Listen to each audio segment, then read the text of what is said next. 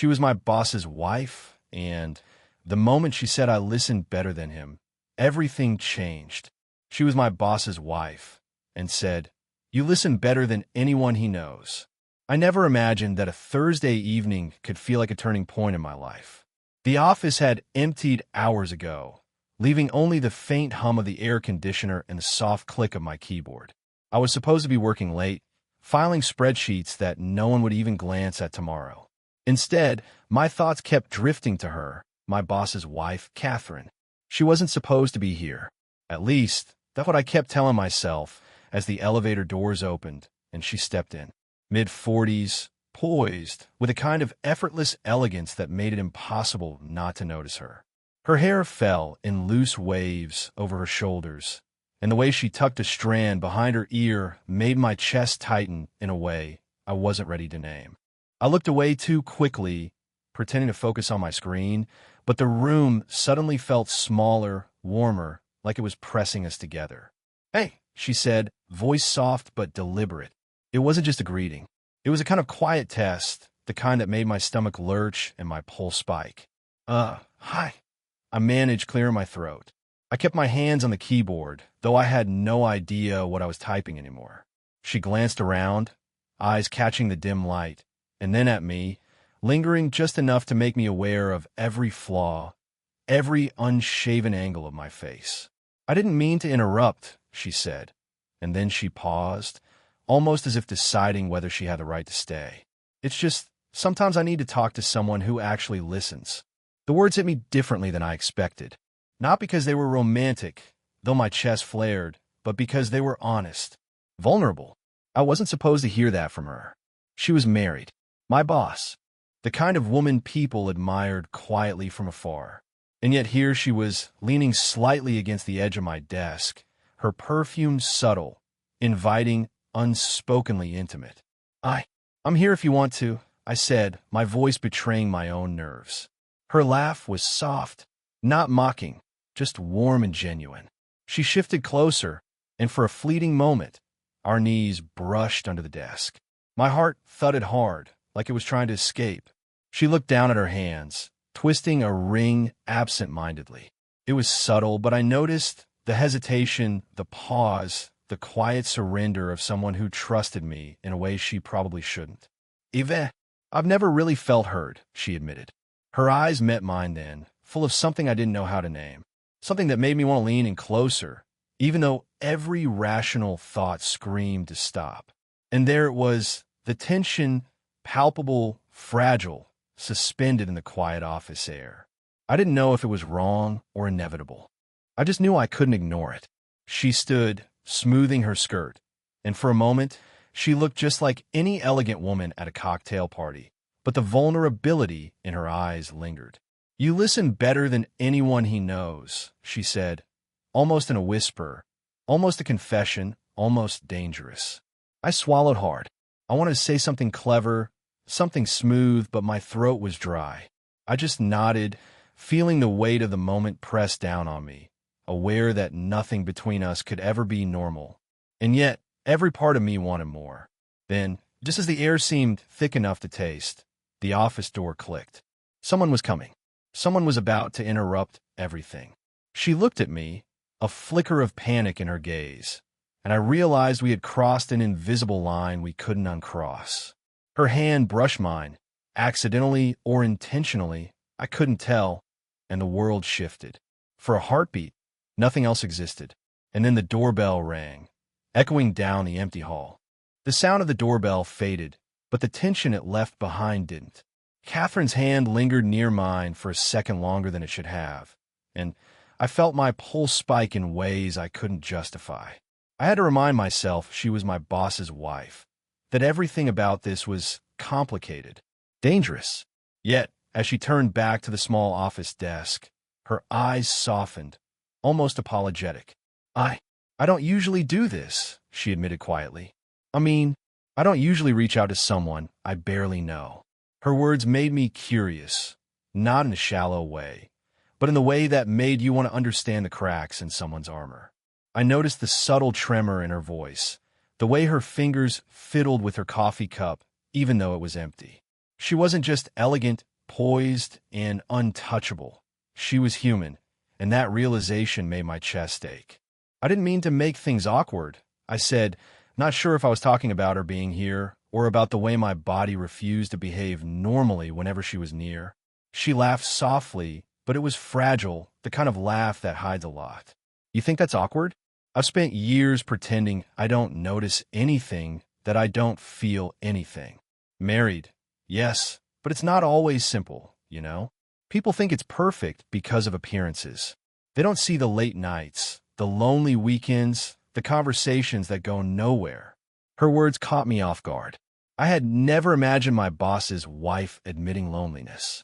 I had never imagined her letting me in, even slightly.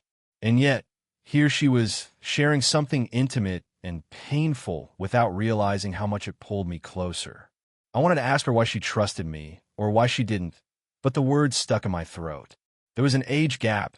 Yes, a chasm that felt both exhilarating and forbidden. And her husband, the thought of him made me hesitate, made me aware that even a casual touch could be catastrophic. Yet the magnetic pull between us ignored all reason. I remembered a story she had once casually mentioned, about a time she had traveled alone to Paris after a divorce that didn't last. I asked her about it, and for a moment, she smiled like she hadn't in years, telling me about cobbled streets, small cafes, and the way she had felt invisible and seen at the same time. I listened, really listened for the first time, and in that quiet, I realized something terrifying. She didn't just talk to me because she needed a vent. She talked to me because she felt something she hadn't in years. Our eyes met over the edge of her story. Her hand brushed my arm, not enough to be forward, but enough to send sparks crawling up my skin. I didn't pull away. She didn't pull away. The office around us disappeared, leaving only the weight of what wasn't said and a magnetic tension that refused to break. And then she whispered something almost inaudible, like a secret. It's easier to talk to someone who doesn't know me the way he does. It wasn't just a confession, it was an invitation. I didn't know what I would do next, but I knew, without doubt, that everything had shifted. The next morning, the office felt different. Every sound, every glance, every step seemed charged. I tried to focus on my work, but Catherine's presence lingered in my mind like the faint scent of her perfume. I hadn't meant to think about it, but the memory of her hand brushing mine, that fleeting spark, wouldn't let me forget. Then, just as I was finishing an email, the door opened. She stepped in, smiling politely at everyone else in the room, but her eyes found mine immediately. There was that subtle hesitation again, like she wanted to stay and couldn't decide if she should. I stood when she came closer. "Morning," I said, my voice steadier than I felt. "Morning," she replied, and there was a pause. Not the usual polite silence. Something heavier, something unspoken that made my chest tighten. We were almost too close. I could see the faint crease of concern between her brows, the way she unconsciously leaned just slightly toward me, like gravity had her favoring my side. And yet, just as quickly, she pulled back. I shouldn't be lingering here," she said. Her words clipped, but her eyes betrayed her hesitation. I wanted to argue, to tell her that I didn't care about right or wrong anymore, that I only cared about this moment, but I stayed silent. Later that afternoon, my phone buzzed with a message from my roommate. "Dude, your boss's wife is asking about you," at a cafe. I froze. My heart slammed against my ribs. I hadn't mentioned anything to anyone. How could she? My mind raced, a mix of thrill and panic. Was it innocent? Was it dangerous? Did she even realize how much she was toying with me? And with fire? I debated going. I wanted to. I wanted to see her, hear her laugh, feel that fragile warmth she brought wherever she went. And yet, guilt gnawed at me. Every rational thought screamed no. She was married. I was her employee. Crossing that line could ruin everything. Still, when I walked into the cafe, she was already there. She looked up as I approached, and that same hesitation flickered in her eyes. We both knew we shouldn't be here. And yet, here we were. For a long moment, neither of us spoke. The clink of coffee cups and low murmur of other patrons filled the space around us. but the distance between our bodies felt electric. She leaned forward slightly, brushing a strand of hair from her face. I reached out instinctively, and our fingers touched. Not a handhold, not a caress, but enough. Enough to make the world blur. Enough to make the impossible seem tangible. Then a man's voice boomed behind her. Catherine. My stomach sank. Her husband. My boss. The one constant that had kept every line clear. She froze, and I felt the heat of danger spike between us. We looked at each other, unspoken words hanging thickly in the air. I wanted to pull away. I wanted to deny everything. And yet, neither of us did. That fleeting touch lingered like a silent promise or a warning. And just like that, the world contracted to that impossible, fleeting spark, and I knew that nothing would ever be the same. The office had never felt so suffocating. Every glance at her across the room was like staring into a storm I couldn't escape. Catherine was there, poised as always, but something had shifted in her. The slight crease between her brows, the way her fingers drummed the table almost violently. It wasn't the calm elegance I'd come to know. I didn't notice when my boss walked past. I was too busy watching her. She hadn't seen me notice, and I knew she didn't want me to. That subtle flicker of secrecy, the way she moved as if she were balancing on a knife's edge, it drew me in like nothing else. Then she laughed. Not the gentle, soft laugh I'd heard before, but a sharp, almost brittle one. And it was directed at someone else. A man, younger than her husband, older than me. Someone I didn't know, someone who seemed to understand her in a way I wasn't supposed to. Jealousy surged through me, sudden and hot. My hands gripped the edge of my desk, so tightly my knuckles whitened. I wanted to march over there and say something, anything, but I didn't. I couldn't. The rules, the dangers, the unspoken barriers were all still there. But the ache of wanting her for myself, of being invisible to everyone else in the room, made my chest tight and my stomach twist. She caught my eye across the room, and for a moment, it felt like the world fell away. Her gaze softened, not the casual warmth of before, but something deeper, almost apologetic, almost confessing. I wanted to cross the distance between us in a single step, to hold her, to tell her everything I'd never dared say. But then the moment shattered. She looked away, biting her lip as if she had just remembered the chains holding her back. Her hand lingered on the armrest, trembling slightly. Vulnerability and restraint collided in a way that left me breathless. I wanted to speak, to tell her that I could be the one she confided in, that she didn't have to hide. My voice caught, and I could only manage, Catherine. She turned toward me, eyes wide, searching, desperate. She stopped, swallowed, then straightened her posture like she could will herself back into control. I shouldn't. This can't happen. Her words hit me like a punch.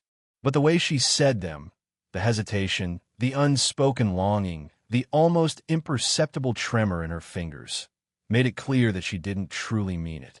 My heart pounded, my mind racing. I knew in that moment that everything was about to change.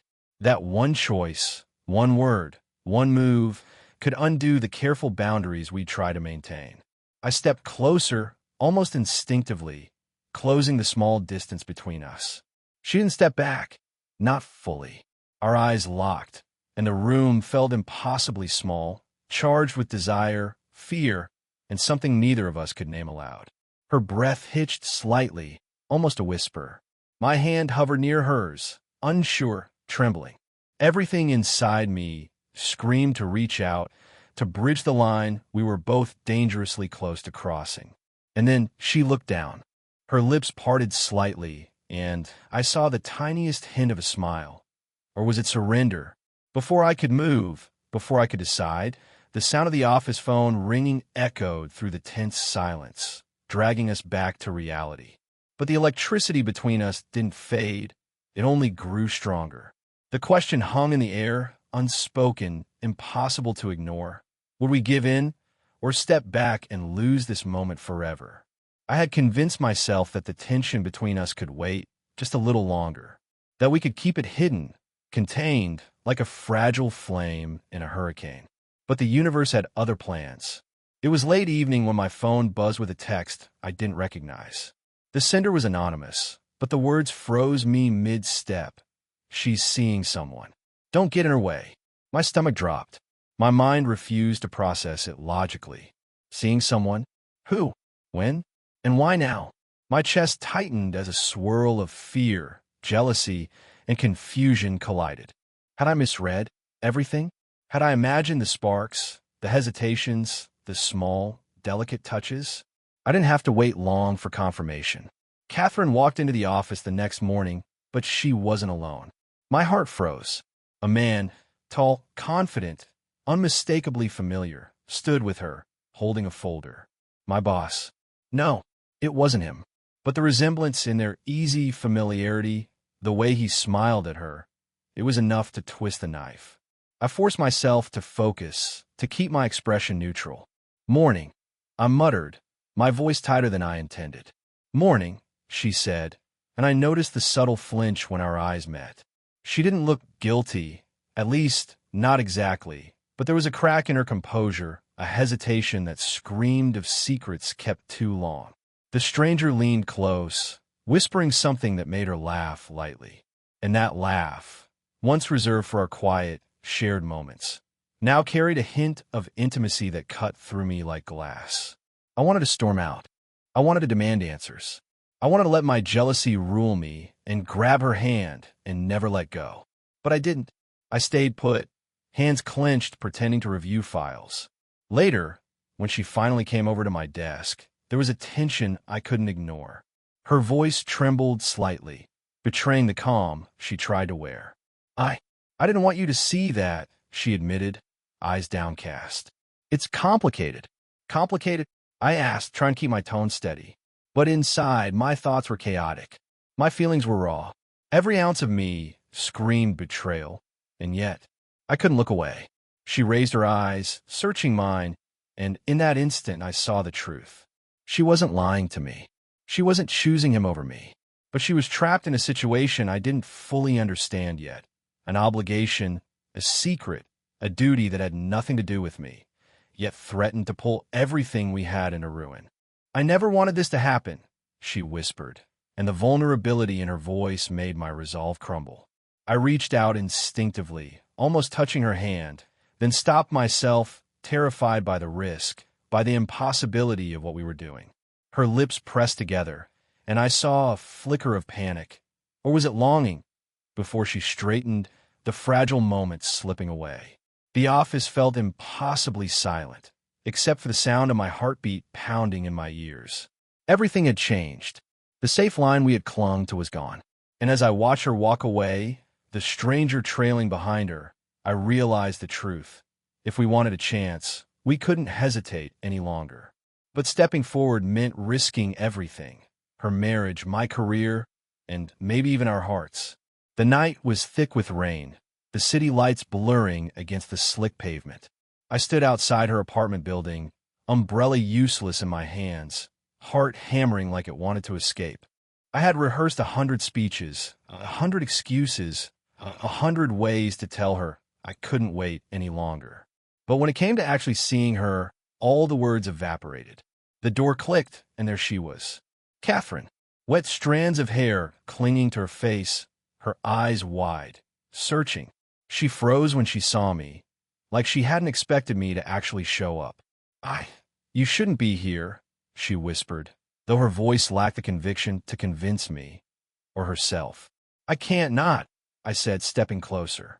I can't keep pretending this doesn't exist between us. I've tried. Eva stayed silent, but I can't anymore.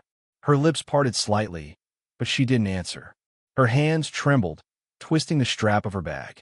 There was fear there, yes, but also something else, something raw, fragile, entirely human. I know it's impossible, I said, voice low, urgent. I know what we're risking, but I can't ignore it. I can't ignore you. She swallowed hard, eyes flicking to the street as if the world itself might judge her. I shouldn't, she breathed. It's not just me. Her words faltered, the weight of obligations and guilt pressing down on her. I stepped closer, careful, gentle. My hand brushed hers, Not enough to cross a line, but enough to convey that I wasn't afraid.